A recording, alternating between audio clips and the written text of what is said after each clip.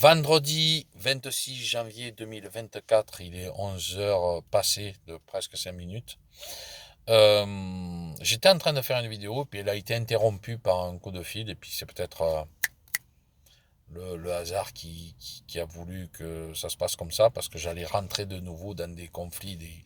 En fait, je vais juste vous poser des questions. Je vais juste vous poser des questions et voir dans quelle rubrique vous allez mettre ces questions. Vous voyez, à la question 1, question 2, si je les numérote, voilà, on va voir. Je vous dis, c'est quasiment jamais préparé. Moi, je prépare pas, je suis pas, j'arrive pas à préparer, je suis pas, voilà, moi, c'est toujours spontané, là. En quelques secondes, je marque sur le papier quand même deux ou trois choses pour pas m'oublier. Mais vous allez voir ce que je voudrais faire de toute façon. Merci aux peu, aux très peu qui me suivent.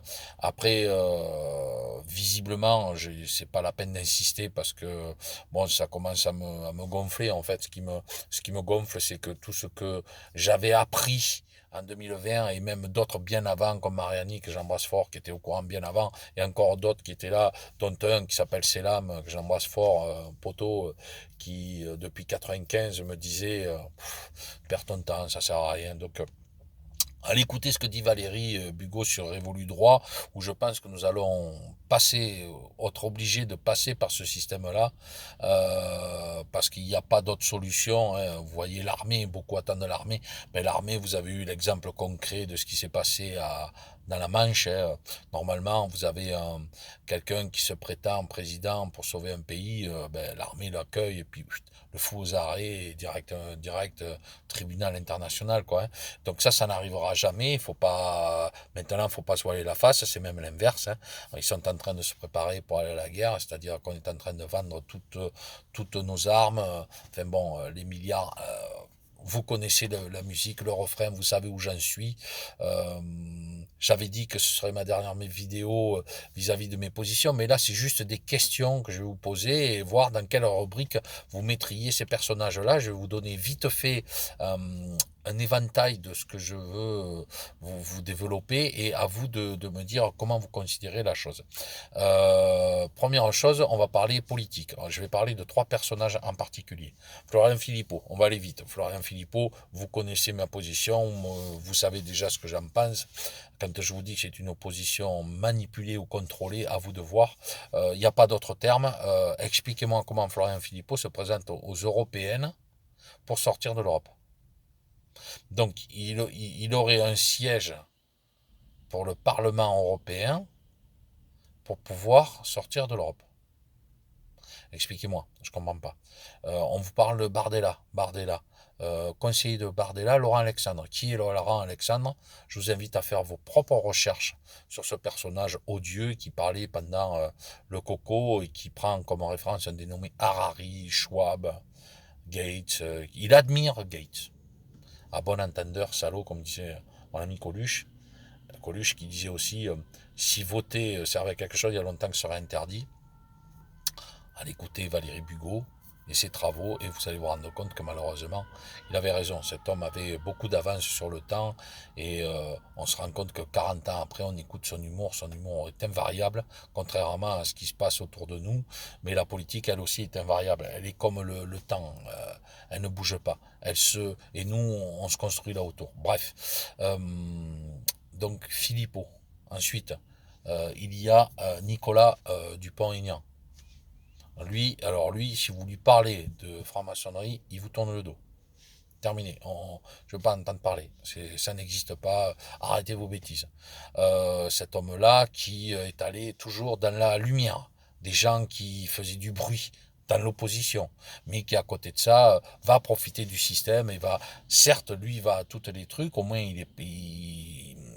comment dire, il rentabilise, si je puis me permettre, sa position avec son salaire. Donc, bon, ok, très bien. Mais voilà, vous allez me dire dans quelle coche vous voulez croiser. Numéro un, donc politique, donc j'ai parlé de Philippot, je parlais du Poignant, et puis on va finir avec Asselineau, géopoliticien implacable. par contre, qui aurait, voilà, qui serait, bon, je vais même pas parler de sa sexualité, il en a parlé lui-même, donc, puis je fais pas un procès là-dessus, j'en ai rien à foutre, c'est pas le problème. Je vais parler de ses compétences politiques, qui sont irréprochables de ce côté-là, il y a rien à dire, mais bon, qui est en train de dénoncer l'Europe, mais a-t-il les moyens, lui, avec son parti, de se positionner pour les européennes?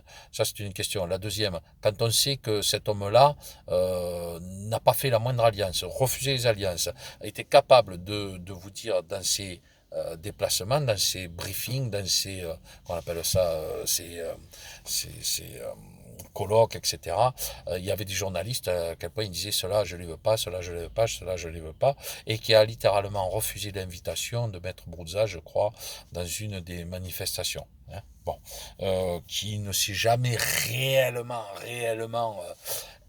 exposé à la politique du coco. Il a dénoncé, mais en mettant des... D'accord, bon, je vous parle rien que de ces trois personnages. Ils sont paradoxaux, ils sont hasardeux, c'est circonstancié, sont des arrivistes. C'est une volonté politique ou tout ceci est planifié, ils le savent. Voilà, à vous de me dire comment vous allez, dans quelle case vous allez mettre ça. Ensuite, les voyages de Jupiter. Jupiter actuellement est en Inde. Alors au moment même où il y a la manifestation des agriculteurs. Souvenez-vous aussi, me semble-t-il, que quand la France était en feu, il était en déplacement. De toute façon, ce n'est pas compliqué. Dès qu'il y a des manifestations, il est en déplacement à ce moment-là. Et il faut savoir que les déplacements ne sont pas improvisés, ne se font pas, tiens, demain je vais aller en Inde. Non, non, ce sont des choses qui se prévoient à l'avance. Systématiquement, cet homme, euh, il est en déplacement dès qu'il y a une manifestation en France. Et puis il délègue à ses apôtres, ou alors à ses suppôts, on va dire plutôt, à ses suppôts qui eux-mêmes sont en train comment dire, de continuer à démonter notre pays. C'est quoi? C'est un paradoxe, hein? C'est un hasard? C'est une circonstance, heureuse ou malheureuse? C'est de l'arrivisme? C'est de la volonté? C'est planifié? À vous de me dire. Hein. Ça concerne, et encore, je vous dis, je vais essayer de faire relativement court pour juste poser les questions qu'il faut, où il faut taper là où ça fait mal. Parce que je rappelle que j'ai des questions qui restent toujours sans réponse, que j'avais sur Rumble, que vous trouvez sur Rumble, dans ma chaîne, avec les liens qui sont inactivés, bien sûr. Mais pour ceux qui savent chercher, Laurent Loulou, vous allez sur Rumble, vous allez me trouver, vous allez voir mon faciès, j'avais posé des questions sur le coco, j'avais posé 22 questions à propos justement des injections et compagnie. Et, bon, évidemment, si je les expose, je vais chez Télé Poubelle Moitié Pourri, par exemple, je tiens pas 3 minutes. On me coupe le micro, puis passe à autre chose. Et je me fais traiter par des chroniqueurs et des chroniqueuses de complotistes anti-vax ou je sais pas tout ce que vous voulez. Et ces gens-là qui sont agréablement et pacifiquement payés, hein, je vais être gentil avec ces mots-là, d'accord. Ils sont, voilà, ils sont là pour faire le spectacle, donc ils font leurs travaux, mais s'il y a une chose qu'ils ne font certainement pas, c'est de l'information. Ils en sont totalement incapables, et puis s'ils l'étaient, ils ne seraient pas là, ils se feraient virer. N'oubliez jamais que Staline s'est débarrassé des intellectuels. Il s'était débarrassé des intellectuels, seulement voilà, à un moment ou à un autre, Staline, il a bien fallu qu'il se réentoure de personnes qui étaient capables de réfléchir et d'agir avec lui. Donc il était à deux doigts de perdre la guerre à cause de ça. Hein. Et à côté de ça, le régime qui était en face était un régime totalitaire aussi et qui voulait que des intellectuels mais d'une certaine race et d'une certaine confrérie, d'un certain système. Hein, enfin, on revient un petit peu à ce que nous vivons aujourd'hui. C'est assez violent de voir qu'on prend les deux, on mélange et puis ça donne ce qui se passe en France. Et justement, j'y viens, les salaires. Sachez que ceux qui nous dirigent là, qui sont pour moi, enfin ceux qui nous dirigent, ceux qui veulent nous diriger et qui sont des inutiles, vraiment, eux n'ont pas hésité à nous traiter d'inutiles, moi je les traite d'inutiles, se sont augmentés de 300 €. Et qu'est-ce qu'ils foutent de leur journée, ces gens-là? Qu'est-ce que le travail Est-ce que le terme travail peut exister pour eux? À l'évidence, c'est non. Ils ne connaissent pas le terme travail, donc ces gens-là se sont tranquillement augmentés de 300 euros, alors que vous donnez ces 300 euros aux agriculteurs, vous leur ajoutez, alors que leur manifestation soit justement, est-ce que c'est un hasard, une circonstance, est-ce que c'est une volonté planifiée, est-ce que c'est un paradoxe que ces manifestations arrivent comme par hasard? Vous vous rendrez compte que s'il n'y a pas de manifestation, il y a des attentats. S'il n'y a pas des attentats, il y a des virus. Mais on est toujours sur des systèmes qui font osciller le peuple pour ne jamais être linéaire. Parce que si vous devenez linéaire, tout retombe, c'est un peu comme un soufflet qui retombe, et à partir du moment où le soufflet retombe, ben, vous pouvez plus faire votre politique drastique et satanique que vous êtes en train de faire actuellement. Je me lâche vu que je suis plus du tout, je suis encore plus sous les radars maintenant, j'ai pas grand chose à perdre à dire ça, puis si je perds la chaîne, je perds la chaîne, ça me fera du bien, à la limite, allez-y, strikez-moi définitivement ma chaîne et ça me fera des vacances. Voilà, parce que malheureusement, ce petit fil, je peux pas le couper comme ça, j'ai envie, mais je peux pas. Bon, donc voilà, hein, le fameux 300 euros. Paradoxe, hasard, circonstance, c'est de l'arrivisme, la volonté, c'est planifié. À vous de voir. Ça, c'était donc le deuxième, le troisième sujet. Le quatrième. Quel est le seul département de France, de France et d'Om-Tom, hein, tout compris, de France et de Navarre, comme on pourrait dire, d'accord? De France et de Navarre. Donc tout compris, tout réuni. Quel est le seul département qui n'a pas d'agriculture? Le seul département qui n'est pas agriculteur. Le seul. Je vais vous aider. Il fait tous les ans un salon. Un salon dédié à l'agriculture. Ben oui, c'est Paris. C'est le département 75. C'est le seul département de France où il n'y a pas d'agriculteurs. S'ils y sont, ce sont des agriculteurs de l'Élysée, et c'est pas des agriculteurs, c'est des jardiniers, des paysagistes, etc. Mais même le 92, 93, vous allez avoir des botanistes ou des vrais, enfin peut-être des agriculteurs. Encore, ouais, je suis gentil parce que 92, 93, je suis pas sûr. 92, 93, 94, on va dire la petite couronne parisienne. À la limite, on va vous parler de la petite couronne parisienne. Ça va être la seule qui n'a pas besoin d'agriculteurs. Malheureusement, enfin, pas besoin. J'entends, qui n'a pas le métier d'agriculteur sur ces terres. Et pourtant, ce sont eux qui sont en train de voter les lois, des lois liberticides contre les agriculteurs. Paradoxe, hasard, circonstance, arrivisme, volonté, planifié. Enfin, moi, je sais pas, c'est vraiment quelque chose de formidable, quoi. Il vaut mieux peut-être en rire.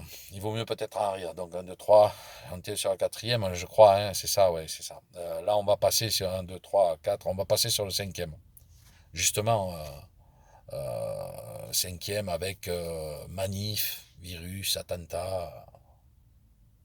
Là, je pose la question, tout simplement. Les attentats qui sont arrivés en France depuis 2016. Les virus qui sont soi-disant mondiaux et qui exterminent la planète entière, à savoir que actuellement, ce qui tue le plus sont les cancers en France, et savoir que la grippe peut aller jusqu'à 650 000 décès, elle monte jusqu'à 650 000 décès par an dans le monde. Et les compteurs s'arrêtent. Parce que ils sont endémiques, donc ils font le tour du monde. Et donc, les périodes grippales sont comptées de telle date à telle date, en général l'hiver, sur les saisons hivernales dans les pays, comment on appelle ça, tempérés, dans les climats tempérés, où il y a des zones d'été, d'hiver, et sur ces périodes froides, donc les virus prolifèrent, et c'est là que donc on tombe sur ce système donc endémique de virus qui font le tour. Et d'ailleurs, sachez que quand on fait des injections de 2019, ce sont des virus de 2018, donc les souches ne sont déjà plus les mêmes. Donc vous voyez un petit peu le truc, quoi. C'est un truc de folie. Mais bon, là, comme par hasard, il y a un virus qui est devenu ultra mortel, beaucoup, beaucoup moins que la grippe, et pour autant, on vous a créé des injections en moins de 3 mois, etc., etc. Bon. Les attentats, c'est pareil. Ils arrivent là, vous allez voir, hein, on est dans ce système linéaire, on est dans la redescente. Allez, hop, on en remonte un avec les attentats à Annecy. Enfin, moi, j'ai vu la vidéo, hein. J'ai vu la vidéo, j'ai l'impression de voir un film. Tout était cadré, c'était bien filmé, le mec était bien suivi, aucune panique du mec qui filmait, ça tremblait pas une seule seconde. Il a fait semblant de donner des coups à une dame obèse, je m'excuse pour cette pauvre dame, une dame obèse qui me rappelait plutôt une femme qui n'avait pas travaillé depuis longtemps et qui était avec une poussette de l'ancienne époque. Vous irez voir, hein, la vidéo, la poussette qui était, on voyait même pas l'enfant, parce que c'était les vieilles poussettes à l'époque des années 70, 80, un truc de fou. Et puis il passe derrière, et puis il faisait des coups comme ça. Ah là là, mon enfant, la panique. Il repasse par derrière, et puis ça va, il y a pas de traces sur le couteau. Bon, enfin, et après, je ne vais pas vous parler des attentats ou alors des choses qui sont commises et qui derrière vont faire mettre à feu et à sang la France. Et à côté de ça, les scandales qui passent inaperçus et où vous êtes interdit de manifester, vous voyez. Et j'en viens aux manifestations. Manifestations contrôlées, opposées ou pas. Comme par hasard, les manifestations, elles arrivent toujours quand Jupiter a autre chose à faire. Et puis, en général, il n'est pas là, quoi. Il délègue. Donc, les attentats, les virus, les manifestations. Je vous dis, je vais essayer de faire un truc court. Paradoxe, hasard, circonstance, arrivisme, volonté planifiée. Voilà, c'est quand même assez formidable de voir ça, quoi. Donc ça, c'est un 2 3 4 5 sixième. L'ISF. Qu'est-ce que l'ISF? ISF, c'est impôt sur la fortune. L'impôt sur la fortune, qui je rappelle Jupiter n'a jamais payé, et non seulement n'a jamais payé, mais a immédiatement dit qu'il la retirerait, s'il venait dans l'exécutif, il retirerait l'ISF de la France. C'est-à-dire que les valeurs les plus riches, enfin les plus riches, sont en train de se gaver comme jamais et ne payent pas d'impôt. Mais l'impôt, ne serait-ce que l'ISF, vous reversez, allez, un quart de l'ISF et vous le divisez par le nombre de Français, un quart de l'ISF des plus grosses fortunes françaises, vous divisez ça, on a largement de quoi avoir 10-15 euros par mois chacun, minimum. Quand je vous dis 10-15 euros, je rigole, mais c'est beaucoup plus. Hein, pendant que certains s'octroient 300 euros supplémentaires, qu'ils n'en foutent pas une dans leur vie, quoi. Enfin, là, on marche sur la tête. Vous êtes bien d'accord qu'on marche sur la tête. Donc, il suffit de rééquilibrer, vous voyez. De toute façon, on arrive dans... C'est un système qui va s'écrouler. Moi, j'écoute Valérie. Elle dit qu'il faut faire un pas de côté. Moi, ce qui me pose problème, c'est comment on va faire ce pas de côté. C'est ça qui m'inquiète. Comment et quand, surtout. Malheureusement, ça va pas arriver. Vous voyez, ce qu'on vous a dit, ce qu'on vous a fait croire sur les États-Unis qui vont vous sauver. Bon, mais j'espère que vous avez ouvert les yeux maintenant. Vous avez compris. Il se passera rien. Hein. Il faut attendre les élections pour que ça bouge. Et encore faut-il que ces élections se déroulent. Entre-temps, il va y avoir les JO en France, et on va rigoler quand on va voir que les Russes ne vont pas pouvoir y participer, et qu'il va falloir présenter des passes, etc. D'ailleurs, le salaire universel, vous allez voir, il va pas tarder à refaire son apparition. Donc c'est lié avec l'ISF, et pendant ce temps, les budgets des Français sont taillés à la serpe. On est en train de nous appauvrir, de nous esclavager, on devient de plus en plus pauvre. Et puis vous regardez les viennoiseries, les baguettes qui dépassent allègrement les 1,50 €, 2 euros. Vous faites le calcul pour les anciens en 12 francs, 12 francs en croissant. Bon, enfin bref. Et encore, je vous dis, ça dépend de l'endroit, mais bon, et tout ceci, c'est quoi? Paradoxe, hasard, circonstance, arrivisme, volonté, planification. À vous de voir. Euh, L'autre débat, donc c'est 1, 2, 3, 4, 5, 6, 7e. Je vais le marquer parce que pour m'en souvenir, parce que sinon je m'en sors pas. Je vous ai dit, hein, moi voilà, derrière j'ai un petit brouillon, je marque pour m'en souvenir, essayer de vous faire ça rapidement. World Economic Forum et le gouvernement. Qui ose croire encore que c'est des paliers? Quand on parle de World Economic Forum, c'est à Davos, d'accord, le Forum économique mondial de Davos. J'ai vu qu'il y avait un forum économique de la santé, de la solidarité, je sais pas quoi, pour les gueux.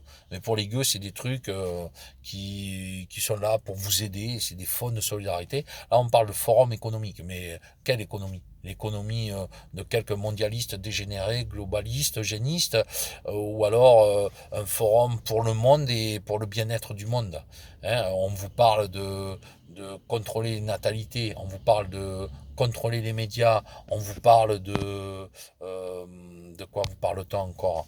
On vous parle des capitaux qu'il faut, voilà, que les riches doivent s'enrichir et que les pauvres doivent devenir plus pauvres. Ils ne vous le disent pas, mais enfin, c'est exactement la politique qu'ils sont en train d'appliquer.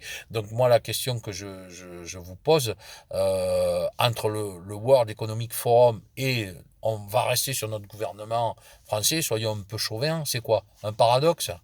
C'est un hasard, c'est une circonstance, c'est de l'arrivisme, de la volonté, c'est planifié. À vous de voir, à vous de voir.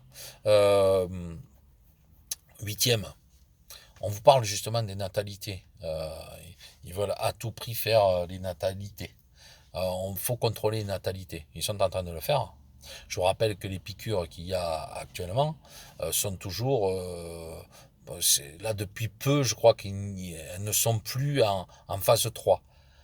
Peuvent être adoptées, mais parce qu'ils ont raccourci les délais. Parce que dans des délais réels des injections de véritables vaccins, il faut entre 5 et 7 ans à peu près pour valider une phase 3 et pour pouvoir après le commercialiser. Hein. Bon, là, on est en 2024. Les premières injections sont arrivées le 25 décembre 2020. Il n'est pas beau le cadeau. Avec 50 réfrigérateurs, super réfrigérateurs que Vérantamplan avait commandé en amont. Comme quoi, il savait déjà que ça allait arriver, n'est-ce pas? Parce que Bill Gates lui avait passé un coup de fil en lui disant, bon écoute, l'avion il arrive avec les trucs, commande tes 50 super congélateurs, on va commencer les injections. Les stérilisations, j'allais vous dire. Donc, parce qu'à minima, je ne vais même pas rentrer dans le détail. Et on vous parle de natalité. D'ailleurs, juste une petite parenthèse là-dessus. Euh, Si vous pouvez, dites-moi combien de personnes vous avez connues autour de vous réellement malades du coco. Moi, j'ai un membre de ma famille qui avait perdu le goût, effectivement, qui a perdu le goût, mais ça revient petit à petit. Ça met du temps, mais ça revient. Elle avait perdu du goût, mais après, globalement, je me souviens pas. J'ai eu de la famille qui était malade, mais comme moi, en 2010, j'ai été cloué au lit pendant une semaine avec un appareil respiratoire et compagnie, mais cloué de chez cloué. Et j'étais sur une période, je crois, où c'était la grippe qui était hyper virulente à ce moment-là. Et je vous dis, j'avais rarement connu ça. Je pouvais même plus conduire. J'étais en arrêt, j'étais cloué au lit, je transpirais, je pouvais même pas manger, j'avais même pas faim, soif à peine, et j'étais avec un appareil, il fallait que j'inhale un truc pour j'avais les bronches, enfin, j'étais dans un état, j'ai jamais été aussi malade et toujours pas depuis avoir reconnu ça, vous voyez, depuis en 2010, rendez compte. Et pour autant, je suis toujours vivant et j'ai pas eu besoin de me faire piquer. Mais aujourd'hui, il faut piquer les enfants avec du garde-asile. Vous êtes au courant de ce que c'est que le garde-asile? On vous en parle dans les écoles. Hein. D'ailleurs, allez voir le CSI, je crois que c'est le numéro 118, j'avais relayé sur une de mes vidéos dans ma chaîne. Allez voir ce qu'ils disent à propos du garde d'asile et vous me donnerez votre opinion. Donc, il fallait piquer. Et combien de personnes vous connaissez en amont de tout ceci, avec les 11 piqûres obligatoires rendues par Agnès Buzyn? On va y revenir un petit peu plus tard, là, vite fait. Justement, ce sera le dernier... la dernière question, interrogation, qui fait que cette personne a rendu donc 11 piqûres obligatoires avec un mari qui avait des conflits d'intérêts, voire des liens d'intérêts monstrueux avec l'Institut Pasteur, hein, qui a inauguré à Wuhan. Enfin, si vous ne le savez pas, renseignez-vous. Et d'où est parti déjà le soi-disant virus de Wuhan, déjà? Bon, euh, comment se fait-il que les personnes soient de plus en plus malades, elles tombent malades et que les taux de natalité descendent à vitesse grand V et qu'il y ait de plus en plus de fausses couches, alors que les personnes qui font des fausses couches sont des gens qui sont protégés, qui ne sont, qui étaient ni, qui avaient aucun problème de santé, qui avait un système immunitaire qui pétait la forme et qui derrière se retrouve tout à coup très malade. Alors que je vous dis, à ma connaissance, j'ai connu que 2 personnes, une voire une deuxième, qui m'a dit putain, tombé très malade, ce virus, c'est un... Oui, mais aucun mort, aucun. À ma connaissance, aucun mort du coco. Si, dans ma truc, j'avais retrouvé une personne, mais ils l'ont compté coco. Enfin, vous connaissez, vous mettez la croix et il y a 6 500 € qui tombent dans votre poche.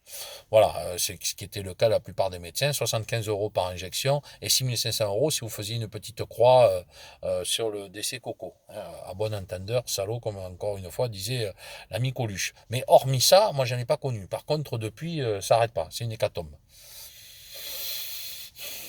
Il faut m'expliquer, c'est quoi? Un paradoxe? Un hasard, une circonstance? Arrivisme, j'ai mis arrivisme, celui-là vous le mettrez quasiment nulle part, peut-être dernier. La volonté planifiée, euh, si vous le mettrez arrivisme peut-être au premier, peut-être. Mais bon, voilà. Vous casez ça dans quoi? D'accord? Donc, neuvième. Euh, ouais, qu'est-ce que j'ai marqué?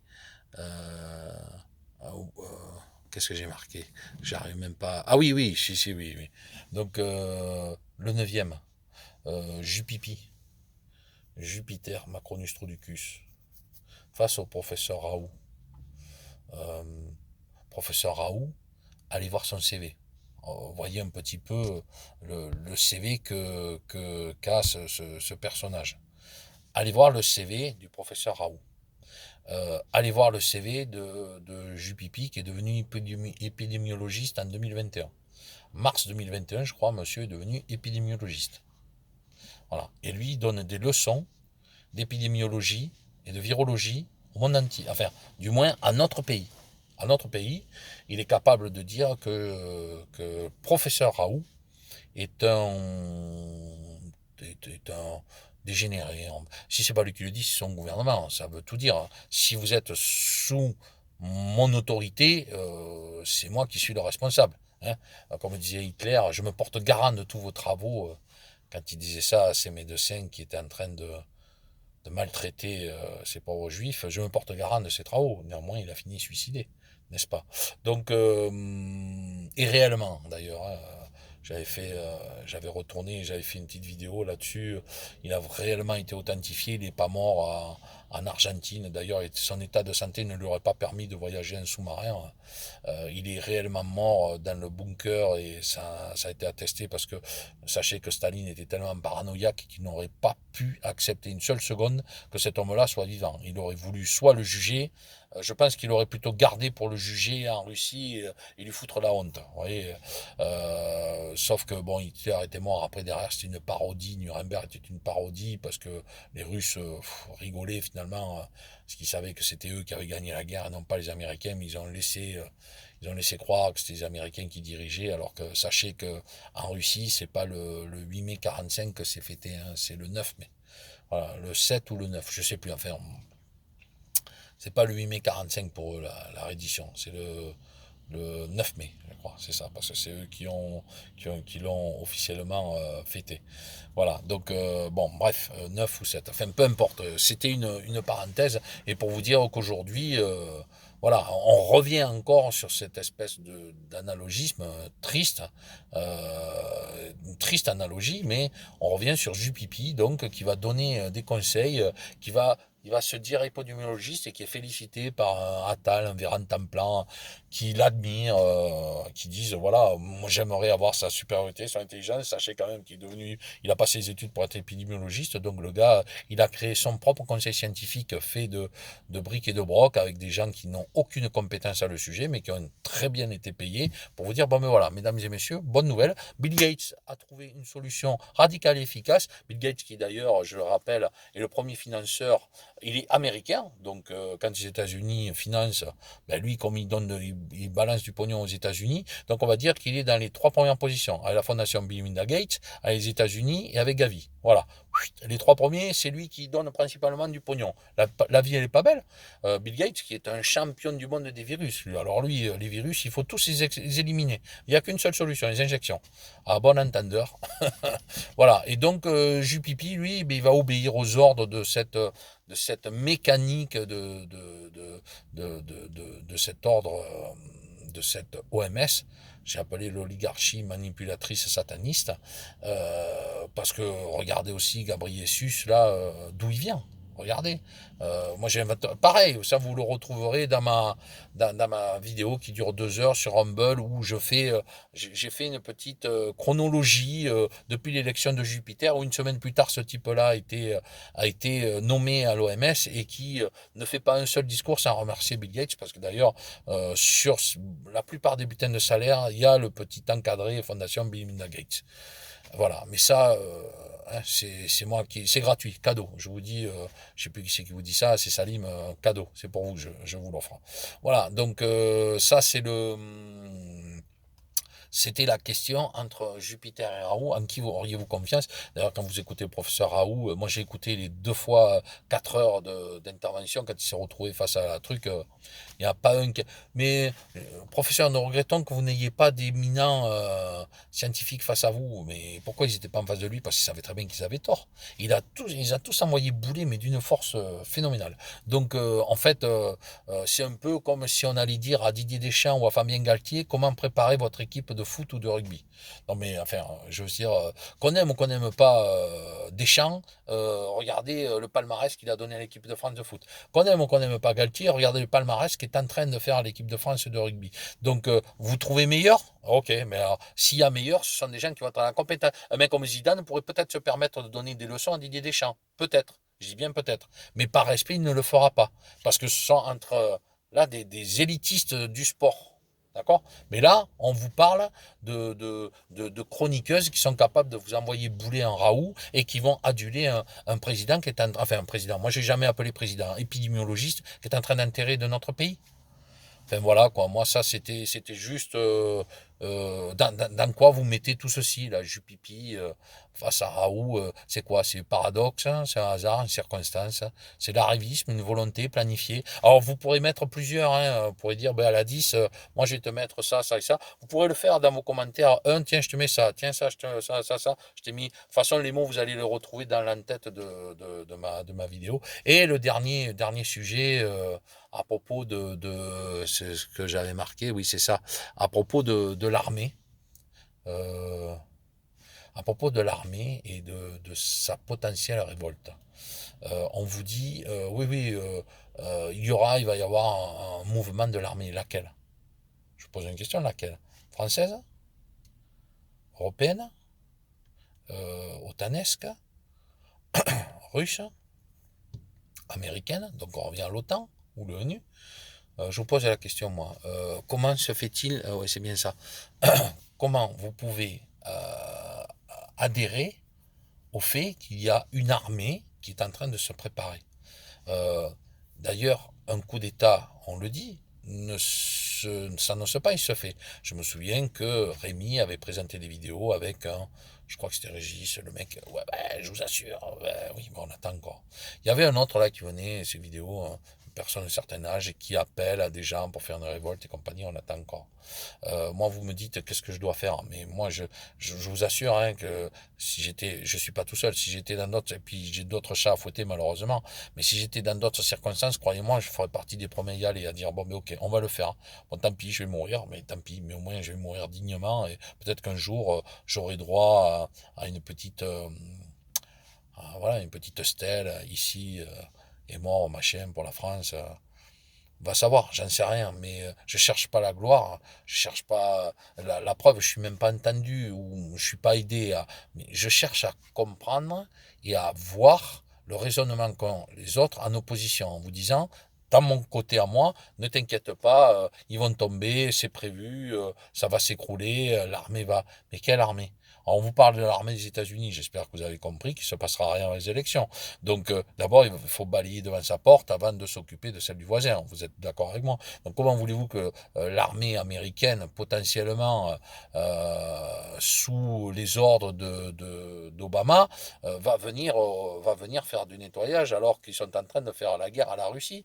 Ou alors c'est la Russie qui va venir faire le ménage, mais la BRICS. Et vous croyez vraiment que la BRICS va venir s'emparer de l'Europe? Non, non, ils s'accordent simplement à récupérer, à ce que les accords de Minsk ne soient pas violés, c'est-à-dire la Pologne, Biélorussie, tout ça, tous ces pays tampons ne soient pas pris par l'OTAN, de façon à ce qu'ils rentrent sur le territoire, qu'ils soient aux portes de la Russie et qu'ils deviennent un réel danger. Parce que s'ils veulent vraiment, d'ailleurs, façon millimétrique, s'ils veulent faire exploser telle ou telle zone, ils peuvent le faire. Ils n'ont pas besoin de rentrer en guerre pour ça. Ils n'ont pas besoin de rentrer si, par exemple, ils veulent taper une agence quelque part à Paris, boum, ils balancent un missile, c'est terminé. Alors, il va y avoir des contre-missiles, etc. Mais à un moment ou un autre, ça va tomber. Donc, ne croyez pas qu'il va y avoir une guerre avec les armées qui vont. D'abord, il faudrait que le Français comprenne que nous sommes en guerre. Voilà. Donc, l'armée justement vis-à-vis de ce qui se passe. Est-ce que pour vous, c'est ça, oui. Est-ce que pour vous, c'est quoi l'armée et le fait qu'on vous parle d'une armée qui passive, d'une armée qui, sur la théorie, doit défendre nos droits, et puis on voit ce qui s'est passé à Cherbourg. C'est quoi? Paradoxe, hasard, circonstance, arrivisme, volonté, c'est planifié. J'ai ma petite idée. Moi, j'ai ma petite idée. Malheureusement, le même mot va revenir souvent dans les 10 questions que je vous ai fait. Venez en débattre avec moi, n'hésitez pas. Voilà, quel était le but de cette...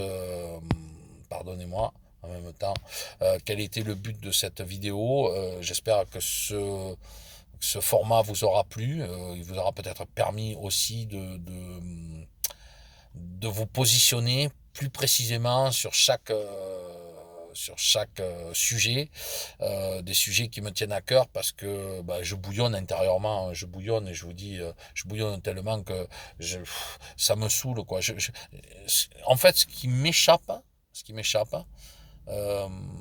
parce que vous voyez, c'est vrai que ces manifestations, elles arrivent toujours à point de nommé. Elle démarre juste après qu'il y ait elle démarre juste au moment où ça va à Davos. Et donc, ça donnerait du crédit à Davos en disant, voyez le bordel qu'il y a, qu'est-ce que vous proposez? On va nettoyer tout ça. On va vous proposer un salaire pour vivre. Vous aurez de quoi bouffer. Vous n'aurez plus rien, vous serez heureux. C'est exactement ce que dit Davos. Et comme par hasard, il y a eu ce forum. Je vous ai dit qu'après, il allait se passer des choses. Regardez. Est-ce que... c'est pas compliqué. Retournez sur ma vidéo, je vous ai dit. Vous allez voir qu'après le forum économique de Davos, il va se passer des choses. Mais regardez ce qui se passe. Et pendant ce temps, l'autre, il est en Inde. L'Inde, d'ailleurs, qui est le pays où, l'un des seuls pays, je crois, où si Bill Gates pose un seul pied, il est condamné à mort. Il ne sera pas nu. Il est déjà jugé là-bas. Et vous savez pourquoi il est jugé? Des injections. Des injections qui ont mal tourné. D'ailleurs, il a tenté des injections sur la polio. Qu'est-ce qu'il a fait? D'ailleurs, allez écouter le professeur Raoult, la poliomyélite, je crois, ça s'appelle, est l'un des rares virus qui ne mute pas. Il n'est pas mutagène. Et pour autant, on n'arrive toujours pas à trouver réellement une injection efficace contre la polio. On vous dit que beaucoup de personnes riches s'étaient piquées, etc., pour l'éviter. Pour autant, ils l'ont eu, et ils ont même développé des effets assez graves, etc., etc. Donc, et puis, regardez combien de temps il a fallu pour trouver une injection contre la polio, je crois, plus de 30 ans, etc. Vous vous rendez compte? Et pourtant, c'est pas mutagène. Donc, paradoxalement, c'est quelque chose de plus facile à maîtriser si c'est pas mutagène. Parce que là, vous pouvez bosser sur une seule souche. Alors que là, on vous parle de virus endémiques qui sont pas mortels ou très peu mortels, avec des souches mutagènes dont on va vous trouver un remède miracle que Bill Gates vous parlait depuis longtemps et qui est à la tête de l'OMS avec deux financements, dont Gavi, c'est lui qui l'a créé, la fondation Bill Melinda Gates, c'est lui qui l'a créée, et en plus il est américain, à les États-Unis, qui ont participé dès que Trump en est sorti. Ne me parlez pas de Trump, on va même pas me parler aujourd'hui, mais c'était pour vous donner une idée de la réflexion, et si vous croyez donc que les armées vont être capables de renverser ce système dans notre pays, ben vous êtes mal barré. Donc la question c'est le pas de côté, comme dit Valérie Bugeaud dans Révolu droit, où je suis complètement d'accord avec elle. La question c'est comment nous allons créer ce pas de côté, comment nous allons sortir de ce système qui finalement est implacable, c'est un rouleau compresseur implacable. On se met sur le côté, on le voit passer. Et après, quelles sont nos solutions à nous pour pouvoir résister comme Hervé m'envoie régulièrement quand le président Attali dit